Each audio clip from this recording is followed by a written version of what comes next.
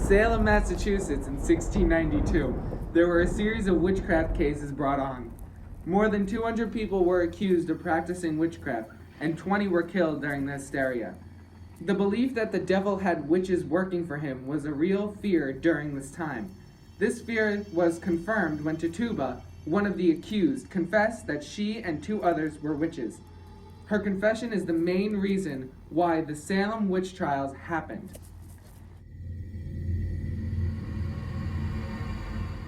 Tituba was a slave from the Caribbean who was accused of bewitching her daughter, who suddenly began having a series of fits.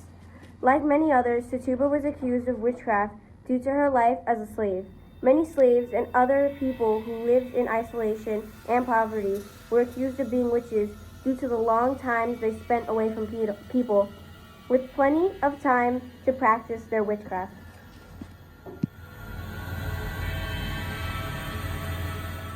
There were 4 main ways that people accused others of being witches: whether or not they were able to recite the Lord's Prayer, physical evidence such as birthmarks, warts, and moles, which were believed to be portals for the devil, witness conviction, in which someone was able to attribute their misfortune to witchcraft, and a confession from the accused themselves. Other ways of accusing people as witches included the water test, in which the accused was thrown into a lake. If they sank, they were not witches. It was believed that if they floated, it was because the water was rejecting their body because they were a witch. Another test was the witch cakes, in which a sample of the accused urine was mixed with rye meal and baked into a cake, then fed to a dog to see if the dog descended into hysteria. If it did, the accused was a witch. Some theories claim that girls accused of witchcraft were actually suffering from epilepsy, boredom, child abuse, mental abuse, or a disease inflicted by eating fungus-infected rye. The Salem witch trials were conducted by the court of Oyer and Terminer. They used the evidence of a witch to convict many accused witches and sentence them to death on Salem Gallows Hill, where witches were hanged. The court eventually disbanded, and the Superior Court of Judicature was assembled to take its place. This court refused to use some evidence that the previous court accepted and thought was the most convincing. Because of this, those accused and convicted were gradually released, and eventually leading to the end of the trials. Bridget Bishop was the first person brought to trial. She was accused by 5 of the afflicted girls of having to try to sign a pact with the devil. Bishop was convicted at the end of her trial and was sentenced to death. She was hanged on June 10, 1692, and was officially the first victim of the witch trials.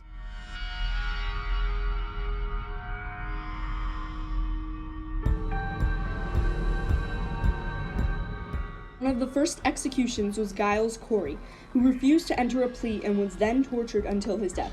Torture consisted of laying the prisoner on the ground naked with a board placed on top of them, and heavy stones being gradually loaded onto the board until the prisoner either entered a plea or died. Many more people are executed by being drowned and hanged before the witch trials finally came to a close. 2 dogs were even shot after being accused of witchcraft. However, contrary to popular belief, victims were never burnt at the stake to be executed.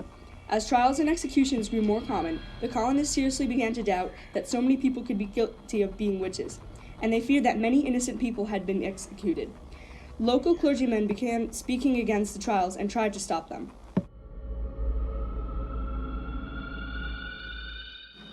Although the witch hunt started in Salem, it quickly spread to neighboring towns. Since the accused witches were thought to be dangerous, they were kept in the dungeon and were chained to the wall. Not everyone in Salem believed in witchcraft or supported the trial. One farmer, John Proctor, thought the idea of witchcraft was ridiculous and called the girls scam artists. Those like Proctor were quickly accused of witchcraft under the assumption that everyone who denied the existence of witches or defended them must be one of them. Proctor's entire family was accused, including his children, his pregnant wife Elizabeth, and his sister-in-law. When the court of Oyer and Terminer was disbanded, people slowly began to realize that the evidence they were using to convict witches was inadmissible.